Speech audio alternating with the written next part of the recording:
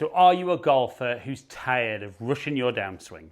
It's absolutely killing your ability to strike the ball solidly, hit the ball a long way and hit the ball nice and accurately. Well, in today's video, I'm going to share with you some thoughts and some feels that I've used with my game and used with thousands of golfers to help them create effortless power in their golf swing and start hitting the ball better than ever before. And when you are one of those golfers who struggles with rushing your downswing, I think it's even more frustrating when you watch the best players in the world step up to the ball, hit the ball great distances with fantastic accuracy, making it look so effortless. And the key is just how they create the energy in their golf swing compared to most golfers that play. Now, I'd love it if you're enjoying today's video, if you just took a second to click the subscribe button, like and share the video, and even comment below and let me know how today's videos helped you improve your golf, because these videos are all about you playing better and better. So the one thing we notice with the best players in the world, that when they set up to the golf ball, and Rory's a great example of this, how they actually get their body moving in order to then get the club following to create energy from the ground up. And I know lots of nowadays it's talked about how we need to use the ground better, but a real misunderstanding of that for most golfers costs them massively. So when we watch club golfers, very often we'll see this kind of movement. And it results in less clubhead speed, poor strike, and less distance. And what we saw there was very much a nice slow backswing, the body staying very still, and then trying to get the club moving quickly, but all the pressure gets stuck on that back foot. Then they catch the ground first, or they miss the ground and top it and thin it, and then they make that follow through, or they even end up falling back. But the best players in the world don't do that. What they do is they get that little bit of pressure shift, then the club moves, and as the club's reaching the top, the pressure shifts towards the lead side, and then the club kind of lags behind all the way through, and that's kind of what they're talking about with lag. So I'm going to work on a little drill today that I think is unbelievably good and works with thousands of golfers that I've used it with over the years. So we're going to pull the club inside the golf ball and take your normal stance, and then we're going to put your feet together.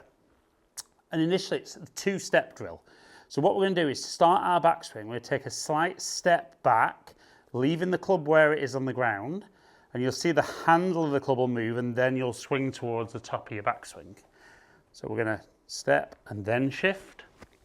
Now I can even feel for me there, the first thing I want to do is move the club that way. And as I move the club, we can see how the club starts going behind me. So we're going to feel step and then move, step and then move. Now, once we get to top, this is where the second part of the drill comes in. And you might have a little giggle with yourself as to how coordinated you are doing this.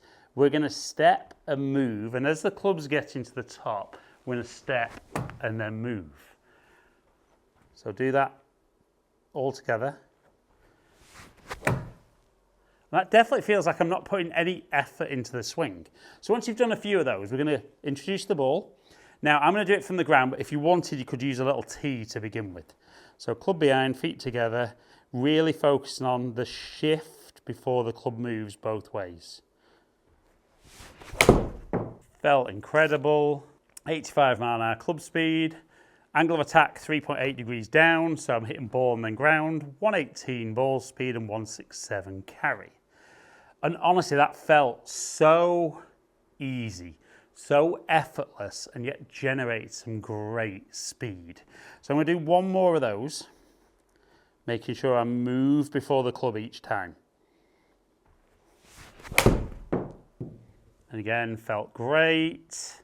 87 mile an hour club speed, 122 ball speed and 174 carry.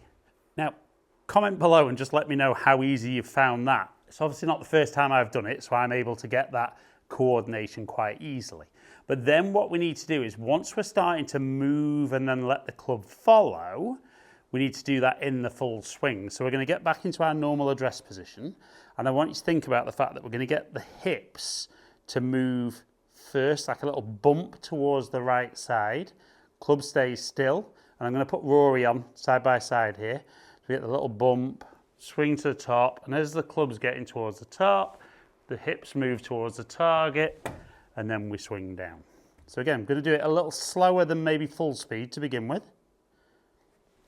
A little bit out the toe.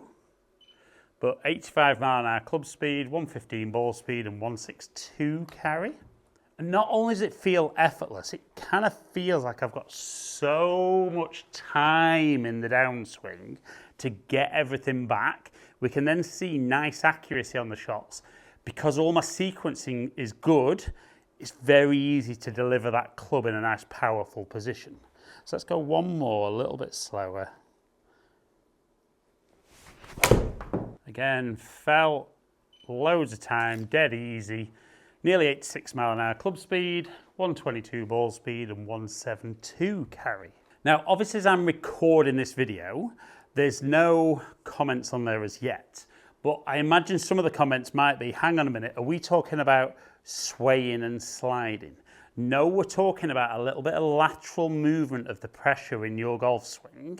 And I've used Rory as a great example so far, but even Scotty Scheffler, you see at address, he makes that little movement towards, away from the target with his hips to start with, but then gets a huge movement towards the target with his hips. A lot of people would say he slides, he just moves laterally and gets his pressure really good. That's why he's so accurate and so powerful. So even if I were to exaggerate the feel, not so much in the backswing, but on the way down like Scotty Scheffler does, we see 87 mile an hour club speed, 118 ball speed and 164 carry. And in my opinion, because so many golfers video and they worry about drawing certain lines where they feel they have to be turning and turning, there's got to be, I'm not talking about weight shift, I'm talking about a little bit of pressure shift in the swing. It makes such a big difference to the path we deliver, the control we've got with the club face, our ability to strike ball and then ground. So many golfers struggle getting into that position, but if you move correctly, see how easy that is to create? Whereas the old way, we can see how that's going to come back. So it's got to be that shift and then shift. And if you can get in there, get yourself set, move effectively, you're going to create good club head speed, good ball speed, and get nice distance with good accuracy. Now, for anyone who would be interested in working with me online, because you can't all get to see me face to face, I'm going to pop just in the description below, I'm going to pop my contact details down there. I've got a few little spaces opened up where I can work with some of you face to face. I've got some lovely software that will measure how well you're moving, that can give you something to practice, to see are you categorically doing it better and delivering the club better than ever. But if you want to stop rushing that downswing, we've got to make sure that we get the body moving and the club following.